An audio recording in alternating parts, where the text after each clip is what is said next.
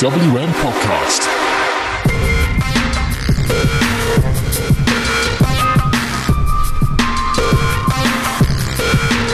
This is the war we wanted. Fuck the Wednesday Night Wars. It's NXT versus SmackDown versus Raw. It's everything that we've always wanted. Saying that, this week's actually a four-way in a sense, because it's AEW versus NXT versus Raw versus SmackDown, and it's possibly the best podcast I've ever had to speak about, and I'm so damn excited, as well as to be joined by Mr. Matty Deller. Hello.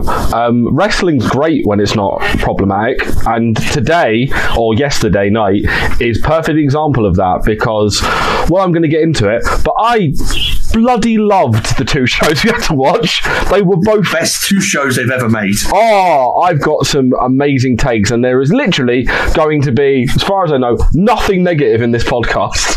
No, this could possibly end up being 2 hours long of just me and Matt orgasming over NXT and AEW. Yeah, it's gonna. If you like fawning, like, this is going to be the world's first wrestling podcast that is 100% positive about the modern product. And because my word, both shows were just like, when my second favourite show was great, and my first favourite show was the best televised show they've ever done. Says a lot.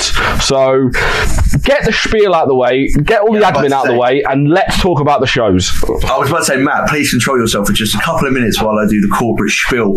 Funny thing is, best shows they've had, and we're doing episode 8 of this podcast. This is my lucky number. It's my favourite number 8. So it's episode 8, which is a lovely stars aligning moment there. Please do subscribe to us on iTunes, Stitcher, Spotify, TuneIn, Acast, Podbean, YouTube, and anywhere else you do get your podcast from, because you love hearing my voice and love hearing Matt's voice and Josh's and Joe's and Dan's and everyone else. Go over to squarecirclebox.co.uk. I think we had this conversation last week and I've forgotten already. .com. It's .com. .com. Use the code TWM News for 10% off your first order. I believe they are coming in the next couple of days, so get yourself ready for December and for the Christmas one, because that is going to be absolutely amazing. And also do head over to our Twitter as well, at TWM Wrestle, to get yourself involved in many giveaways that we do have going on here, there and everywhere, thanks to Fight TV. That's the corporate stuff done. Let's talk about NXT. So, Raw invades SmackDown.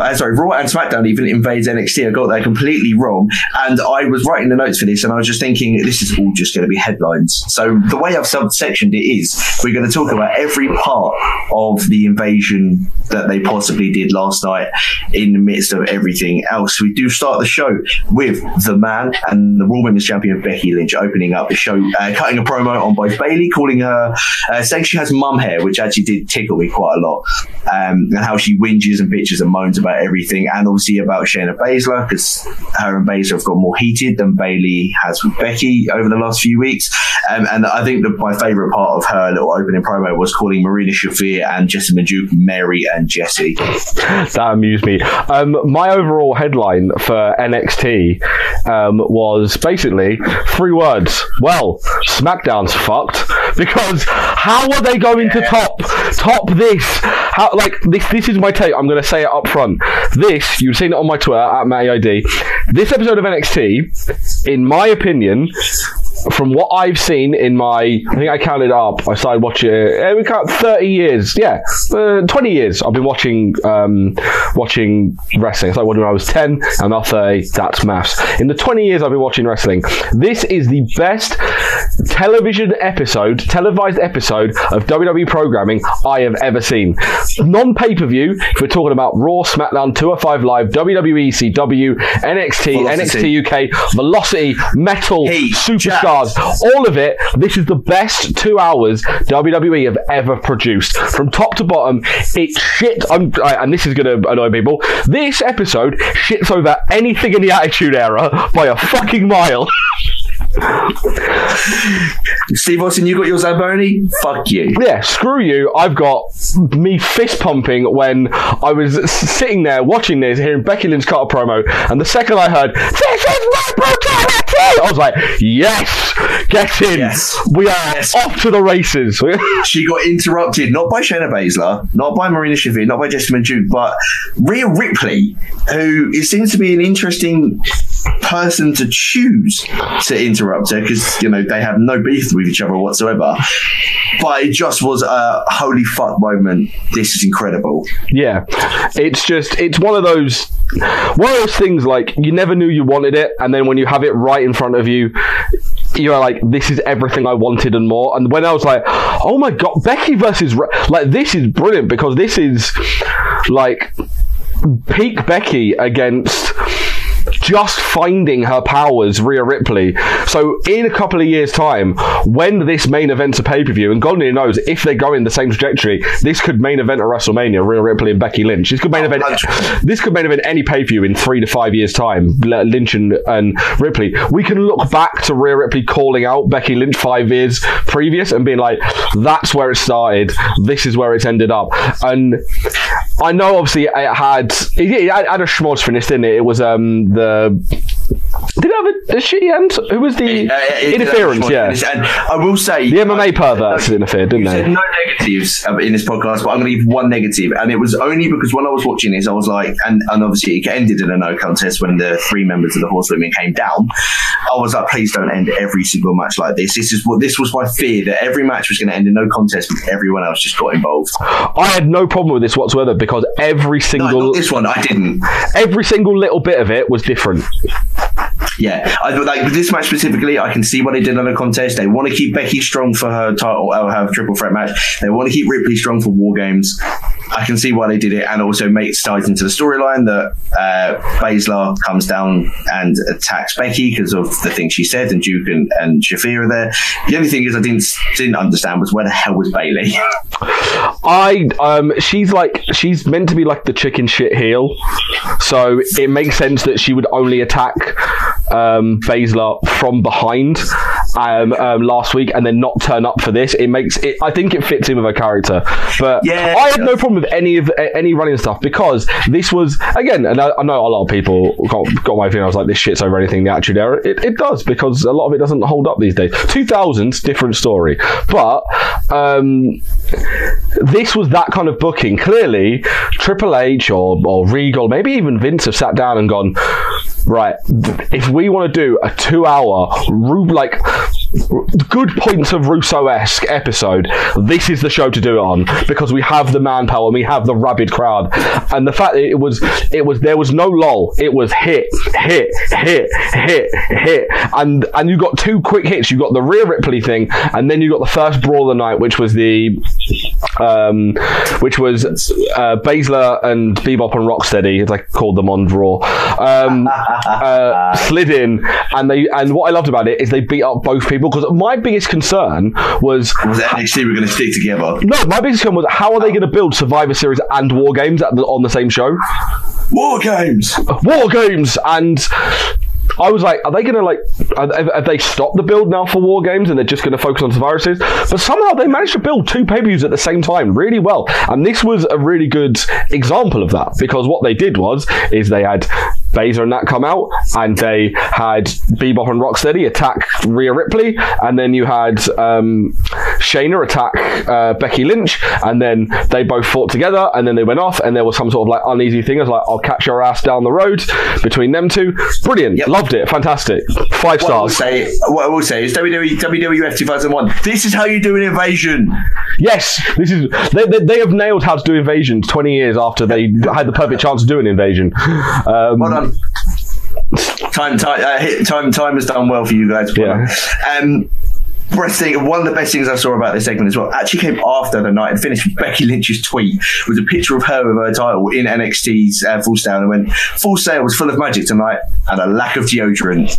Fucking brilliant human being. That's so unnecessarily savage. I love the little bit at the start, like the big pop at the beginning where door opens, Lynch is face to face with Regal, and Regal goes, "It's been a while," and she walks up, and I'm like, that's like movie shit. I love that. I was like straight out of a movie. I love that. It's so good. It's so good. It's so good. We had another match scheduled, which was Matt Riddle versus Kona Reeves. Ricochet attack Kona Reeves. Yeah, which is brilliant, because Kona Reeves deserves that, because of all the people he has allegedly killed. Look at his eyes. Kona Reeves' eyes. He has the eyes of a serial killer. I've said this since he debuted in NXT. And that's why I keep saying allegedly, because obviously there is no proof. But a man has the eyes of someone that has got at least 10 bodies, some basement in his general area. And Ricochet gave him his comeuppance for whatever crime he has committed. He's a resident superhero, so he's just doing. Yeah, perfect. The resident superhero took out the world's most evil man that's in wrestling. There are plenty of other evil men. Not going to get into that. Conor Reeves. What I love as well, Matt Riddle had a neutron. He had like a lovely neutron with his face on it instead of just Matt Riddle.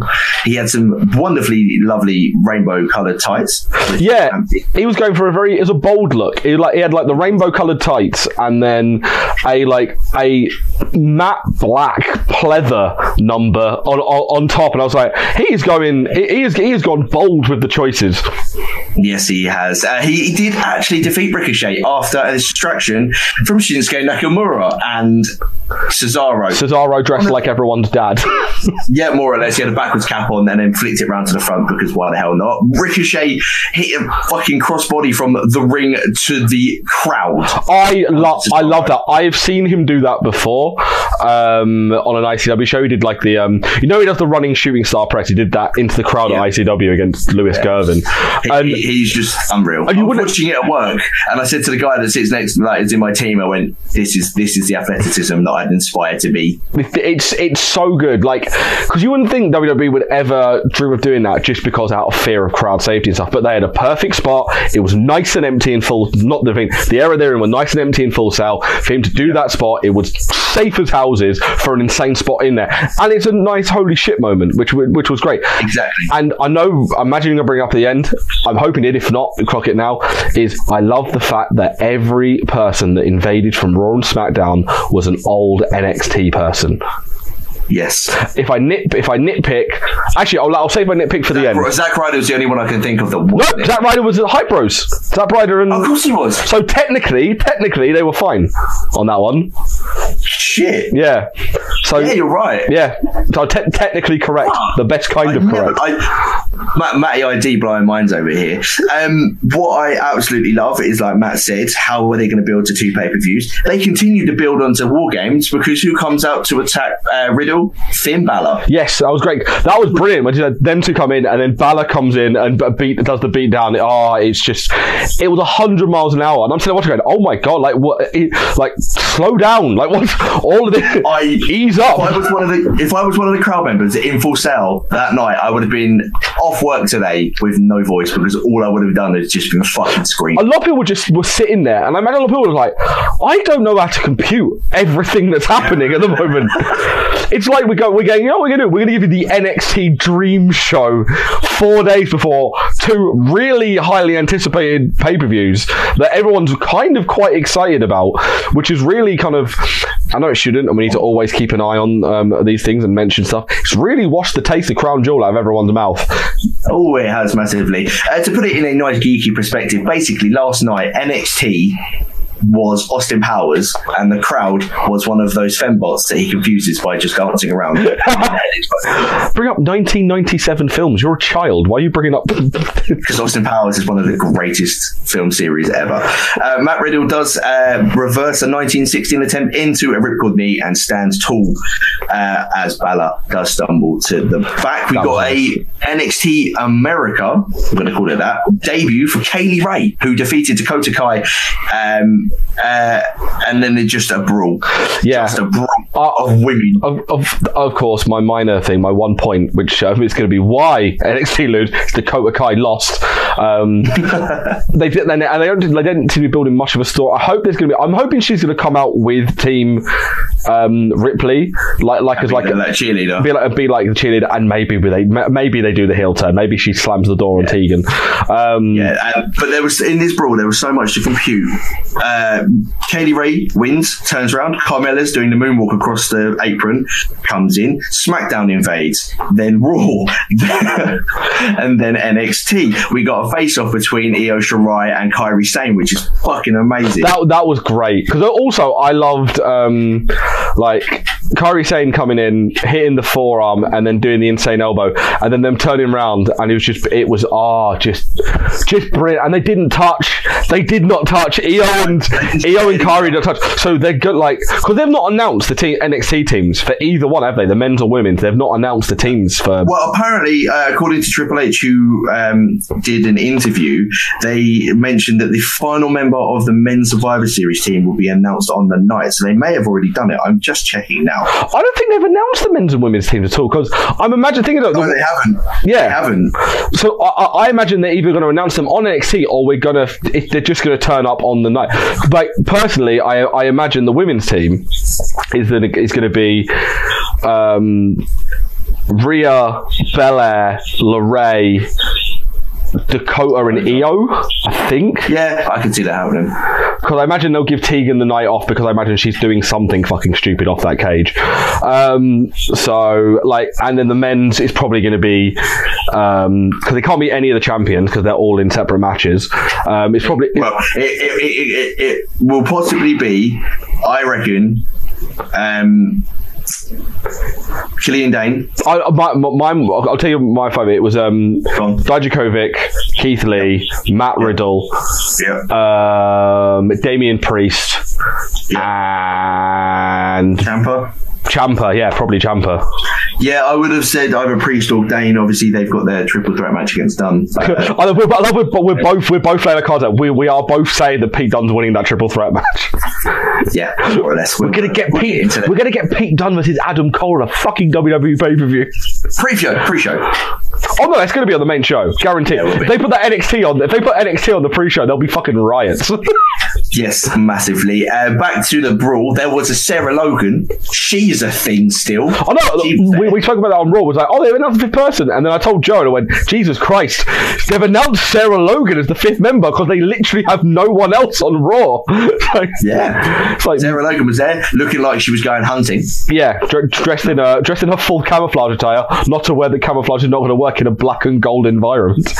Exactly. If she came dressed as a Galaxy Caramel, she would have been fine. Yeah, very true. Who stands tall at the end of the night? Nikki Cross, who attacked every black trash can lid, and she fucking hit anything in sight. That was great. I love that, because that's again another very attitudinal is the word they use, isn't it? A very attitudinal finish where someone just comes in and lays waste with a weapon. Obviously, safe weapon because it's PG. They can't. Did you notice at the end? I'm pretty sure Io was bracing for a headshot, then Nikki hit her in the back. You could see Nikki was about to get a headshot. On their YouTube, I think it looks like it. They've edited it slightly. Yeah, because she braced herself to take a headshot, and I imagine it's a trash can. I don't know. See, like one twat with like a tin foil trash can is not going to affect much. And then she stops and goes, "No, I hit you in the back. I'm not risking getting taken off the card. I'm not risking £100,000 fine." Yeah, that'll be my year's pay. Just bang to the back. But it was great. It was great. We'll jump to the main event of the evening. It's the other big headline. Adam Cole won the ladder match against Dominik Dijakovic for the advantage into their War Games match on Saturday. An incredible spot of Dijakovic coming off the ladder and smashing into the ladder that was bridged out. That was great. Although I will say, and this is not my nitpick, but my other nitpick will be towards the end. This was very much copy and paste from the booking from the other one. Yeah, it was. Person goes through ladder, heel gets briefcase. I was hoping for a different spot. Like, I don't know they're going to do anything mental. I know I was hoping for a Panama Sunrise to that ladder, but it didn't happen. We did get a really nice Panama Sunrise off the ladder. Sunrise off the top. Which was a lovely spot. And these guys worked really, really well. The spot was great. But again, if you copy and paste in a really good match and having two world-class performers in that match, you're still going to get a really good match. So, can't complain at all, really. We also got a horrendous chokeslam from Dijakovic to Cole onto a ladder, and it just looked brutal. Oh, yeah, there was two spots today where I was in public and I've gone, ooh, out, like, when I'm looking at my phone. There was that, and then there was one on Dynamite that made me generally jump out of my seat, which we'll talk about, obviously, later. But the guy I work with saw my screen as Dijakovic chokeslammed, and he just looked at me and went, ow. Yeah. How does that not hurt? I went, it does. It does. It's a ladder. They have to climb up to it, so it's a legit ladder. Yeah. So It is, yeah. Cole celebrated in the ring. The rest of the Undisputed Era came out to congratulate him before being blocked off in the front by Cesaro, Shinsuke Nakamura, and the Revival, turning around to having the Street Profits, Viking Raiders, and Zack Ryder just sort of waving at them. Brawl begins, and fucking bedlam. Oh, they built this brilliantly. So you have the Raw and SmackDown teams, they take out Undisputed Era, then they fight. Then Adam Cole... Is Adam Cole celebrating? No, Dijakovic is in the ring, isn't he? Dijakovic's in the ring, and Drew McIntyre comes in and smacks him. God bless McIntyre doing the point and then doing the... I wanted someone to do the crouch chop. I was hoping the person at the end, because I feel like it would have... I know why they did it, but someone else would have made more sense at the end for me, just because of their kinship. So you have McIntyre come in, he hits that. You then have Keith Lee and Drew, who have previous, because Keith... it's weird. I imagine this was purely like internet mark fan service, but Keith Lee is the person that literally power bombed Drew McIntyre out of the Indies, because he was on an Evolve show and he was meant to be in a scramble match for the first WWN champion at Evolve, and then at the start of the show, Drew McIntyre gets power bombed and carried out. Everyone's like, oh, what the fuck? Where's Drew end up at the end of the night? In the crowd at NXT. So Keith Lee literally power bombed Drew out of the Indies into NXT, and in this one he's power bombed him into NXT from Raw. So nice little bit of symmetry there, which was lovely. Lovely stuff. We got as Keith Lee stood in the ring after power bombing Drew McIntyre, we had Ivar come in, stare each other down before looking at the crowd of people outside, and both just fucking going for it. And both Lee goes over the top rope, Ivar goes through the ropes and just lands on everyone. That scared me, because part of me was like, I really hope they both know they're going for different dives and they're not going to both go shit and then bungle it. But they both knew that one was doing the flip and one was going, so it worked. It was a great little spot. It was a lovely little spot. And after that, we got the final end. This was Adam Cole's shit-eating grin. He's got the most smug face. That's why he's the best heel, because you just want to smack him in the face. It's the second best one that he's done. The first one is the one from the first War Games, where they're just carnage in both rings, and Adam Cole's just sat in the middle of both rings, and he's like, "Fuck! I survived." No, I think his better shit-eating grin is when he has the hardcore Alistair Black, and Black throws a weapon away and he goes, "You're so stupid," and just like has a fucking shit-eater grin on his face. So great. Right, this is not my nitpick. Personally, I would have had Owens drop Cole and have Owens face-to-face with champion, but I know why they went with Rollins, because obviously face of Raw, face of NXT. Yeah, so Cole's in the ring, shit-eating grin on his face. The crowd actually does cheer for Rollins, which is quite a surprise. He comes out the back, hits the super kick, does his stomp for Burn It Down. The champion's music hits. They cheer for him for a bit, and then we get the Seth's not cool chant, which kills me. So unnecessary, but so funny. It is. Again, we continue storyline leading up to War Games. At this point, Cole has rolled out of the ring. He's on the floor amidst everyone else. Ciampa runs over and just knees him in there. He goes to get in the ring, comes back down off the steps, knees Cole in the head, takes his shirt off, gets into the ring, and just a lovely fisticuffy brawl to end them. All right, and take the show off the air. It was tremendous. My two little nitpicks. And they're kind of into one, and it's a really small nitpick as well. Is personally, I would have had the leader of SmackDown turn up as well, which would have been Roman. Roman working Wednesdays, behave. But Roman should have been like, they should have had Ciampa come up on the ramp, stop there, and then the plinth where Regal goes, "War Games!" and Kathy Kelly does all the stuff. They should have had Roman. They should have had the music hit and Roman standing there. So you had the juxtaposition of Rollins in the middle, Ciampa on the ramp, and Roman on the stage. That would have been perfect. And also, technically, you could have had it with him. They should have had one non-NXT guy turn up, and Roman would have been the borderline one that's the non-NXT guy, because he was never technically on NXT TV. But this is like nitpicking from the show being perfect, and this show was like 98 out of 100 as opposed to 100 out of 100. It was, and the thing that made it 98 out of 100 was Fish and O'Reilly versus the Revival. Tag team wrestling to its absolute fucking beautifulness. This was the best tag team match I've ever seen on WWE TV. It was delish. It was delicious. It was. Please put Revival back in NXT. I think they should. It's either that or the unemployment line for them too, because they really don't give a fuck anymore. So, but I mean, it was two of the best tag teams in the world wrestling, and they were given time to wrestle. The funny thing is the Revival were actually playing the baby.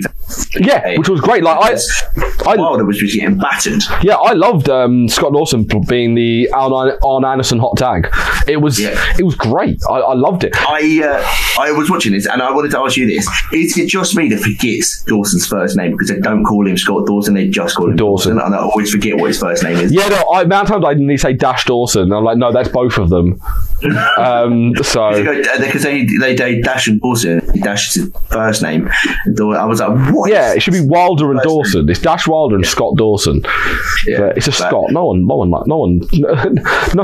anyone Scott in 2019. An incredible tag team match that just had so many beautiful spots in it. It was just like, I mean, the best one was I cannot think of Fish and O'Reilly's finishing move. Oh, undisputed elimination. High-low. Yeah, the high-low, the undisputed elimination. They go to hit the high-low, I'm going to call it, and out of nowhere, Wilder comes into the ring, pushes O'Reilly out the way. Pushes O'Reilly out the way, and they just turn it into a shatter machine, and it's just picture perfect. Again, Riley puts himself on the line. We've got Revival setting up to do the double knee on either side of the head, and O'Reilly just shoves Fish out of the way and takes the bullet for him. And Beth called it superbly. She was like, that's why he did it, because Bobby Fish was the legal man, so he takes the hit so they can't get pinned. And I'm like, oh, that's tremendous. Love that. Superb. It was fantastic. Yeah, I love them doing the callback to the DIY, them doing the Ronaldo was just on it. He was just like, back. Oh, I can't remember the name of the. I call it Meet in the Middle, but I know there's a proper name for it. It's Joe knows it, because he always goes on about that's like one of his favourite spots in wrestling ever is them combining the Shatter Machine and all that, the Shatter Machine and the Meet in the Middle. But there's like names for it and stuff. But anyway, I digress. And the final match we did get to see was a tag team match. Still interesting, but still pretty decent. The Viking Raiders defeated the Forgotten Sons. Yeah, this is the point of the Forgotten Sons were the NXT against the Raw Viking Raiders, and they were still the heels. Triple H, if you're listening, I hope you are. Can you just the Forgotten Sons are Fetch. Stop trying to make Fetch happen. The Forgotten Sons are not happening. Do something else with them. Just Riker. That is the only one. Let Cutler follow. No, not Cutler. Who's the other one? Let Wesley Blake just follow around Buddy Murphy. He can he can just follow him around. It could be his manager. Just no one cares about the pissing Forgotten Sons, and they were shown that when they were just. I thought they were going to generally get completely jobbed out by the Viking Raiders, and I would have had no problem with it whatsoever. So I would completely agree with you on that one. Matt, quick question: would you like to premonitions for this show now? Say that one more time. Do you want to do the premonitions for this show or for NXT now or later? Well, we did explain it on Raw. I will detail what is happening with premonitions at the end of the show, so we'll save it. Okay, we'll save it. But in case you haven't heard, NXT TakeOver, we're getting a triple threat match. I don't know if you knew I don't know, maybe. An NXT triple threat match between Priest, Dunn and Dane, and the winner goes to Survivor Series. I know. So NXT is just fucking incredible. It's great. AEW, can you match up?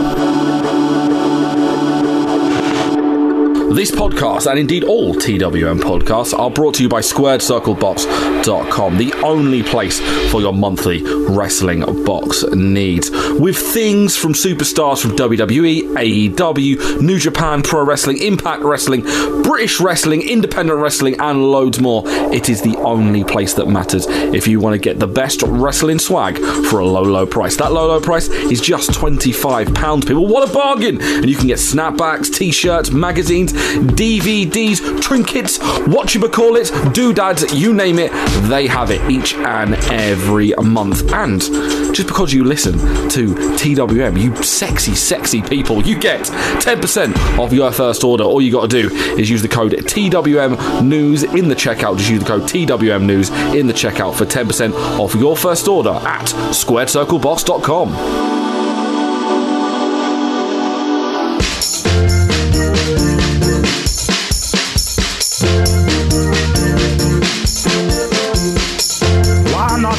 I said, why not spread the gospel of the TWM squad with some of our lovely merch over at Teespring? We have t-shirts for all shapes and sizes, hoodies, sweatshirts, mugs, stickers, and loads more. Also, just for listening to this podcast, you can get 10% off your order. I said using the code podcast. That's podcast. Once again, podcast in the checkout for 10% off at teespring.com/stores/TWM-wrestling-merch. That's right. Praise. Testify.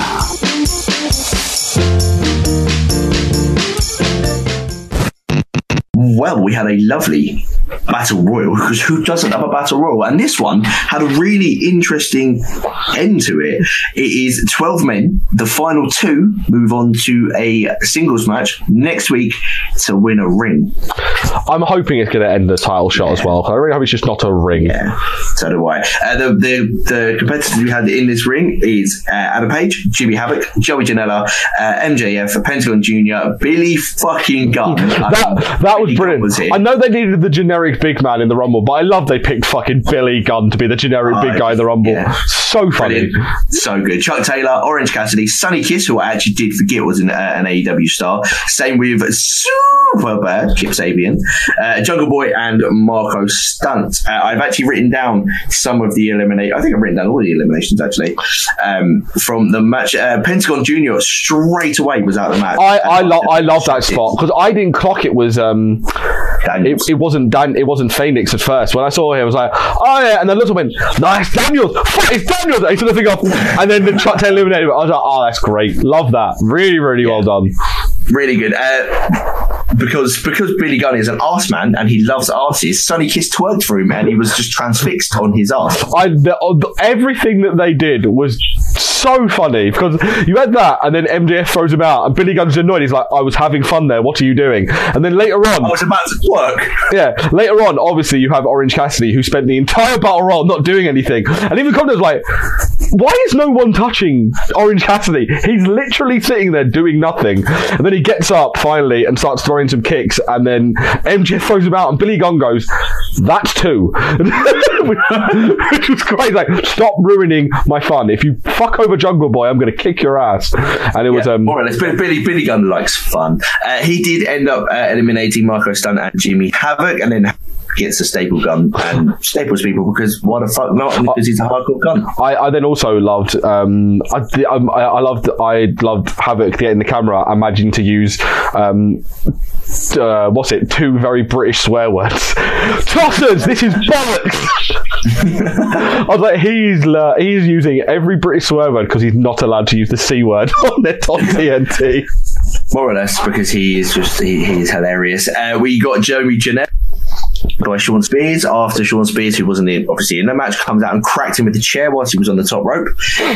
We got Orange Cassidy, obviously like Matt said, being eliminated by MJF, who just got brought major heat. It was just incredible. We said this last week about how they've got the next like 10 years of heeldom sorted with Kip, with Sammy Guevara, and with MJF.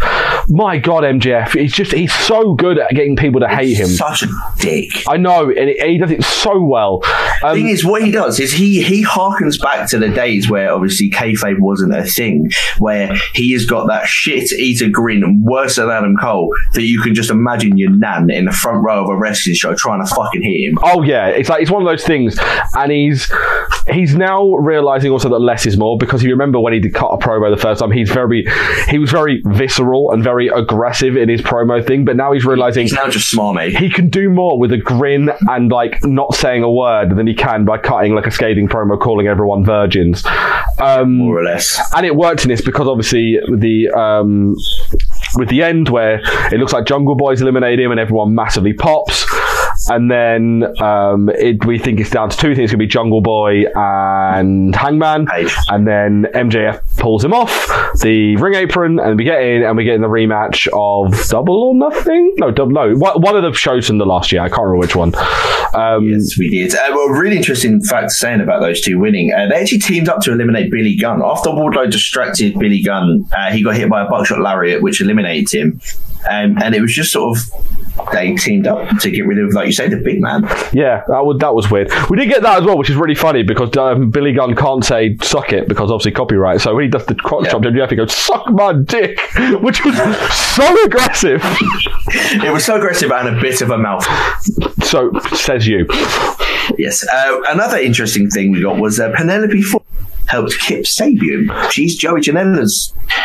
Well, clearly someone did not watch all the bits of Full Gear because I didn't. I missed bits of Full Gear. So they had a promo where Kip Sabian announced that he is now heel, pretty much, because he's been hanging around with Jack Evans and Angelico, and he announces that he's got a new side piece or valet or whatever in Penelope Ford.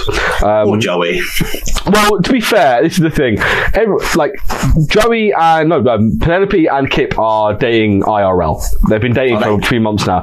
And Joey and Penelope broke up 2 years ago, I want to say. Like, when they were brought in together for AEW, I remember tweeting that this is really awkward because they're just broken up and they've been brought into AEW as a package deal. That's why you've not seen Penelope Ford with Joey Janela at all, because they're not together. I'm wondering why. So, and then obviously she spouts the line, why be a bad girl when you can be super bad?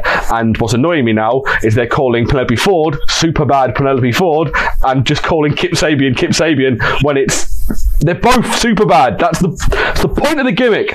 And I think it works because Kip is such a better heel than he is a face. He is. He's another smarmy person. Yeah. A bit of a shit, and them two just work really well together. And I thought they would go straight into Janela food, but it looks like they're doing Janela and Spears for a bit longer instead. So yeah, I'm happy. That's a nice little heel package. You'll get Penelope Ford in the ring, please. She is really, really good, and they've not used her enough. Like you said as well, we got Jungle Boy eliminating Kip Sabian with a Rana before being dumped out by NGF, which obviously gave us the final two members and the two men in the match next week before brawling and being separated by officials. We got possibly one of the best promos I've ever seen in Scorpio Sky and Chris Jericho. So Jericho came out to say, he had a temper tantrum last week. I'm sorry, I didn't act like the champion. Technically, he didn't say sorry. Someone else said sorry for him. So, yeah, Hager said sorry for him. By the way, did you clock how close Hager came to laughing?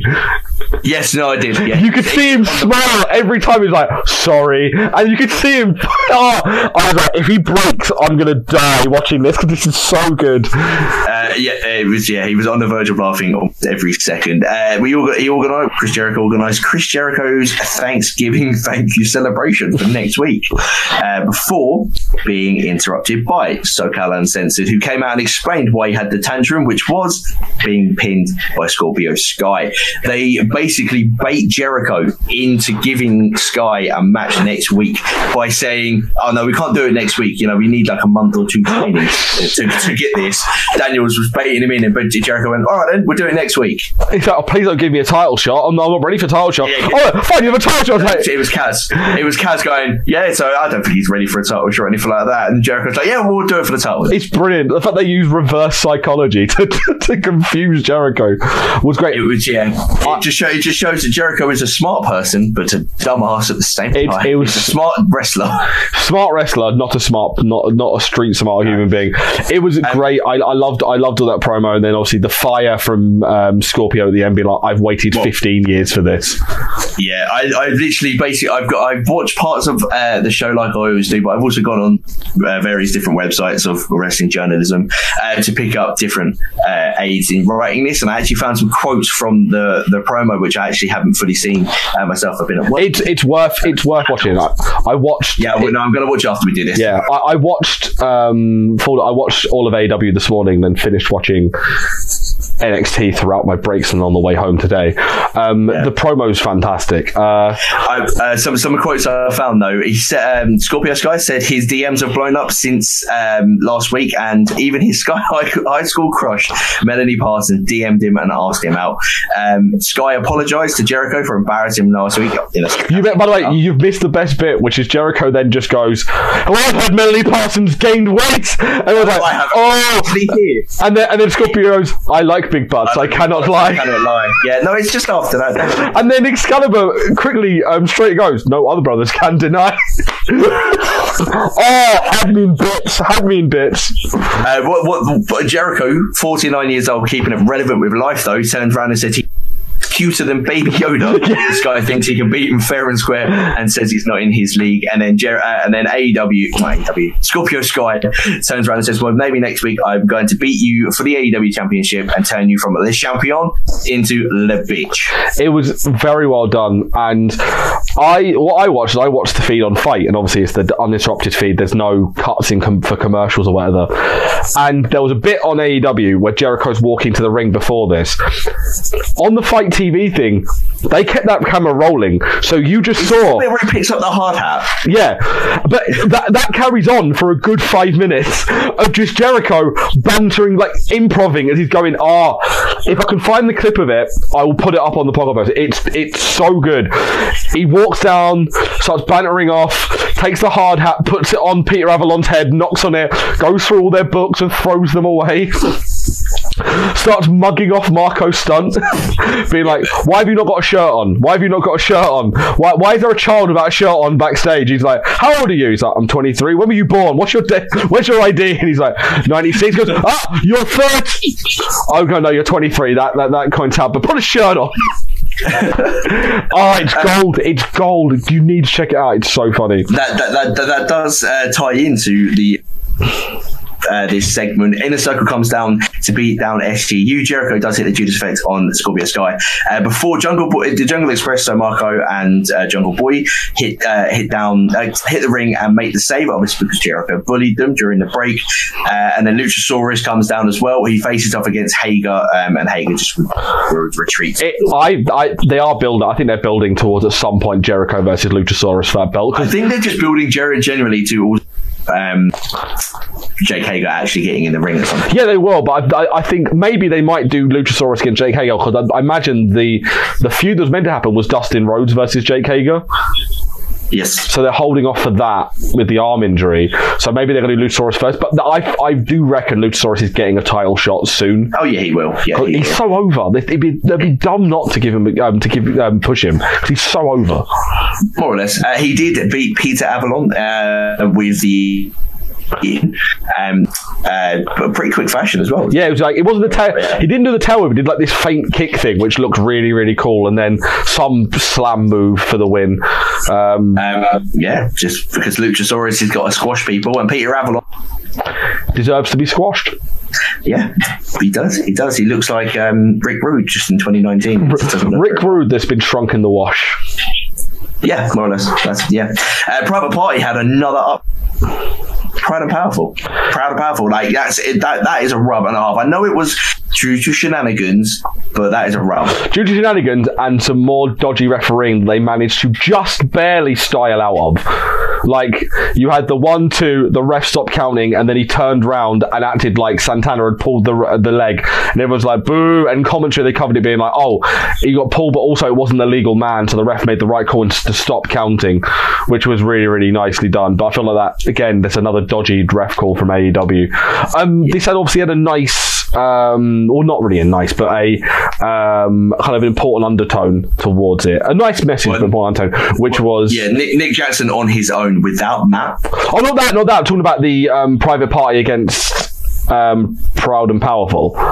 That had a nice undertone because this was almost a tribute match to their friend Matt Travis, who, if you've seen in the news, was an independent wrestler from New York who died in a road traffic accident in New York City, and obviously he came into the business with Proud and Powerful, but then had a hand in training Private Party. So that's why this match got made as kind of almost a tribute match in kind of no uncertain terms to this guy. So I just wanted to kind of bring that up as well.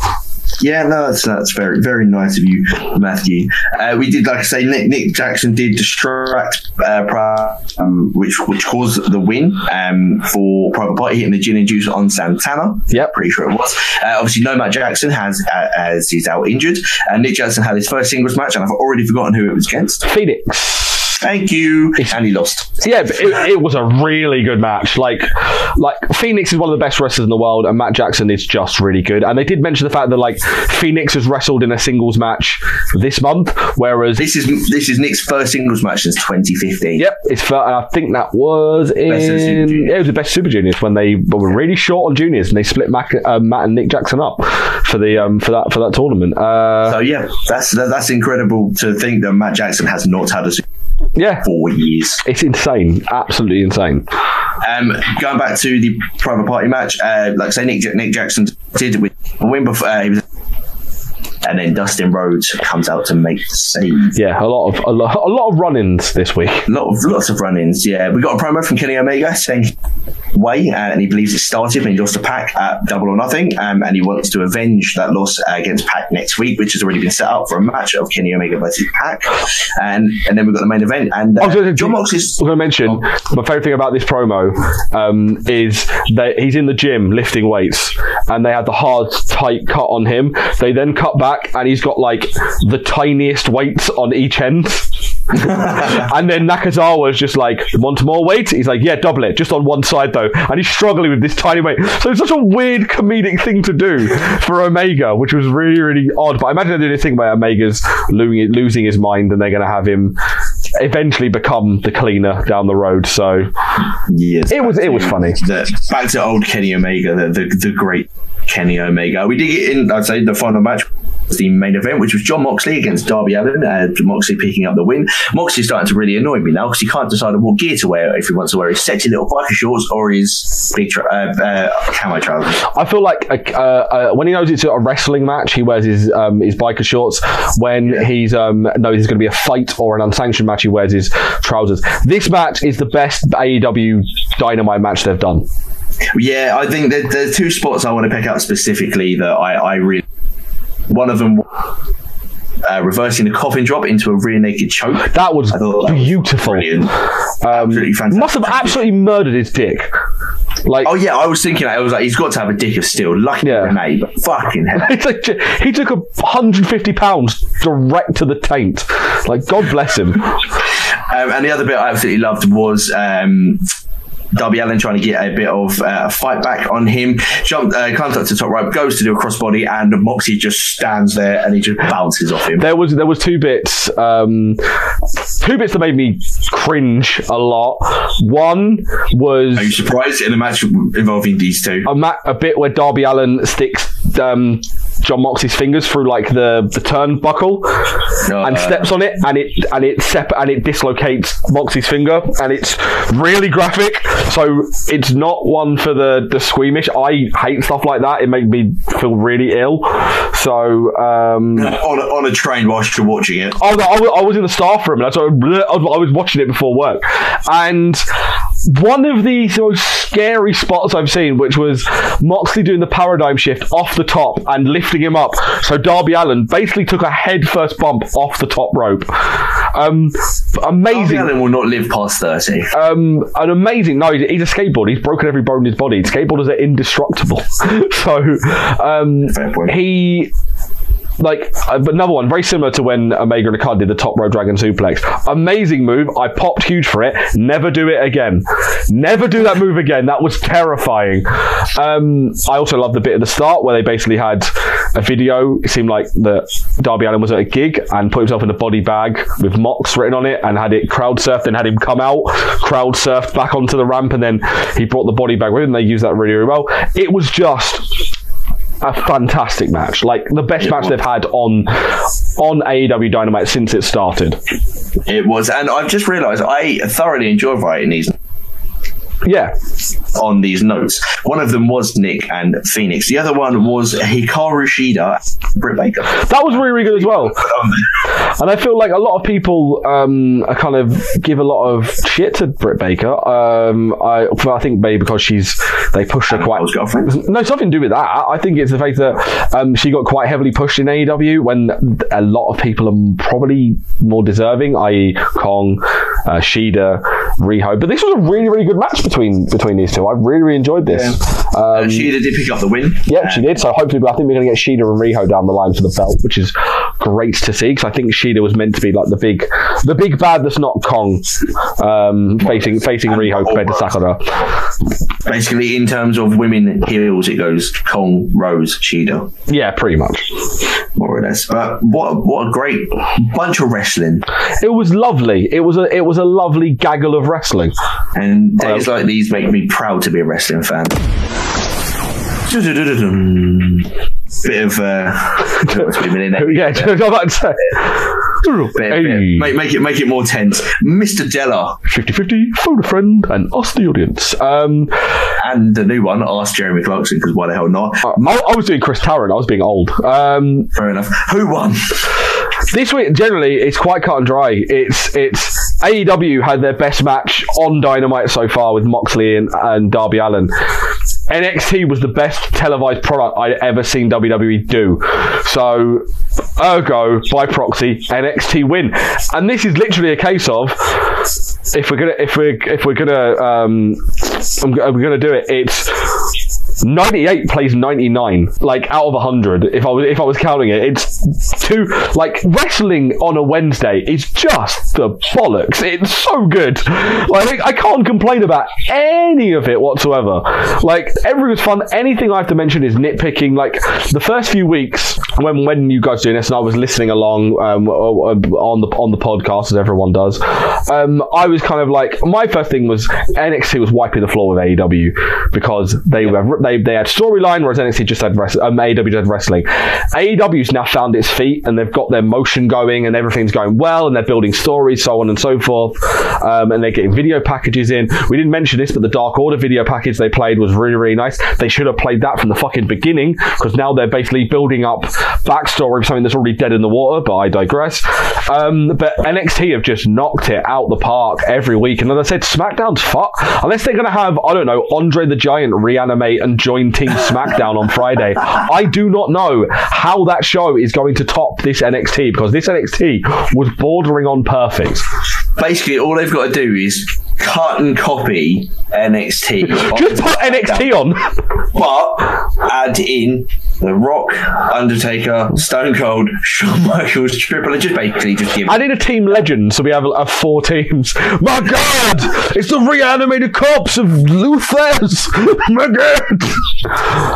Anyway, what did you go for? NXT or AEW? NXT is that point builds there, and this was just unbelievable. I agree with you on Wednesday, but for me it's obviously more Thursday, because Thursday's the day I watch both shows, and I'm also a geek and play FIFA, and you get rewards and that sort of stuff. So Thursday's my favourite day. I woke up this morning, looked on YouTube, saw everything, and I was like, oh my God. I started work at 7:30 this morning, sat at my desk and just watched the matches before I did anything else. It was NXT. Not saying AEW wasn't good. Like AEW was incredible. Scorpio Sky's promo just blew me out of the water. And but NXT, I'm sorry, NXT. Like I said, it's 98 out of 100 playing 99 out of 100. You can't say fairer than that. What a time to be a wrestling fan today, because it'll probably go. It'll all go to shit in a day, because it was shit before with what happened on the other show, and then it'll be shit tomorrow. But for now, it's great because AEW and NXT are fucking brilliant. Exactly, Matt. What is going on with premonitions? Right. So I mentioned this on Raw, and this was Raw Talk this week. If you've not listened, please leave a rating, review, subscribe, buy us things. I mentioned, because Joe brought up that tweet where Dana Brooke said mean things to me and put it on social media again. So I got him back and said that at 9 p.m.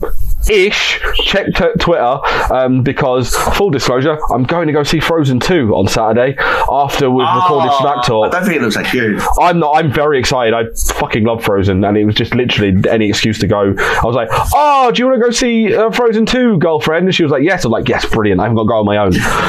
So I'm going to go see Frozen 2. I would have gone on my own. I just have the image of Matt on his own in it. Fuck it, Frozen is such a banging film. It's so good. So I'm going to go see Frozen 2, and then I'm going for dinner, and I imagine I'll be back in time. But what we're doing, and I will put it in all group chats, but I'm saying it now. Anyone that from TWM that wants a shot at Joe's belt, turn up on Twitch at 9 p.m. on Saturday before Takeover, and we're going to do premonitions for Takeover and Survivor Series, and we'll have a big league table, and the bottom half, so I said 4, but obviously if there's only 4 people, then it'll be bottom 2. The bottom half, so I'm going to say bottom 4 in theory, but it could get less. The bottom 4 will be eliminated after Takeover, and then what we will do is we will continue on to Survivor Series, and then the sole survivor will be the Premonitions champion. If Joe turns up, he'll defend his belt. If he doesn't, the belt is vacant, and someone will have to go to Joe's house to go get it, because it's still in his house, because he's a maniac. So he's also the current holder. So. Yes. Twitch.tv/TWM Wrestle. I believe I'm going to change the name soon. Don't worry, it will be TWM Wrestle. If it's not, we'll put the link. It'll be the old link of twitch.tv/TWM News UK. But I'm fairly certain it'll be TWM Wrestle by Saturday. Thank you. I am so excited. Yes, you should be. I'm so excited. I have been so excited all day to speak about this amazing amount of wrestling. Survivor Series is my favourite pay-per-view of the year. We are just 4 days away, and I'm buzzing. And you got the 3 days. And you got the small matter of Takeover as well. Yes, we've got the small matter of Takeover. Whilst we're actually on this, but we'll quickly run down the NXT card, because we just like to do these sort of things. So we've got Rhea Ripley, Candice LeRae, Tegan Nox, and Mia Yim taking on Shayna Baszler, Io Shirai, Bianca Belair, and Kaylee Ray in the first War Games match. The second War Games match, we've got the Undisputed Era, obviously Cole, Fish, O'Reilly, and Strong taking on Ciampa, Keith Lee, Dominic Dijakovic, and to be announced. Yeah, I still don't know who that's going to be. I think it's going to be Velveteen, but I'm not sure. You still think it's Velveteen? I still think it's Velveteen Dream. I'm going to go with X-Pac. This is like my thing on Raw, where I said it's nailed. I saw this on someone's online, and I do agree. It's nailed on Triple H is going to be in Team NXT at Survivor Series. I just know He's already turned around and said he's not. He's already turned around. Spoil sport. I wanted Triple H, Regal, Shawn Michaels, Adam Pearce, and Robbie Brookside. No actual members. No one smiling can replace Adam Pearce. No actual NXT members. It's all the staff. Oh dear. We also have got Matt Riddle versus match, which I think, in my opinion, may be match of the night. Yep. And then we've got Pete Dunne, Killian Dane, and Damian Priest in a triple threat match to determine the number 1 contender for the NXT Championship following night at Survivor Series. So that would be only 4 matches.